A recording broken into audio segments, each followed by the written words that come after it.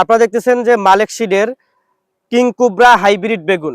King cobra hybrid বেগুনের ফলন বাংলাদেশে অনেক ভালো হয়ে থাকে।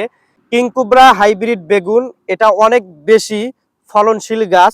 এই গাছে প্রায় 1 হাত পর্যন্ত লম্বা হয় কিং কোবরা হাইব্রিড বেগুন। এর ফলন অনেক ভালো হয়ে থাকে।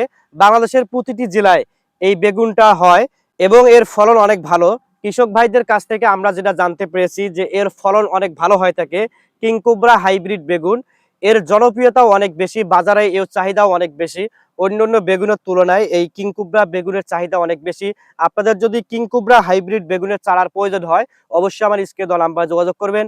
ইনশাআল্লাহ সুস্থ সবল কোকোপিট দ্বারা উৎপাদিত চারাগুলো আপনাদের কাঙ্ক্ষিত স্থানে পৌঁছে দেওয়া হবে।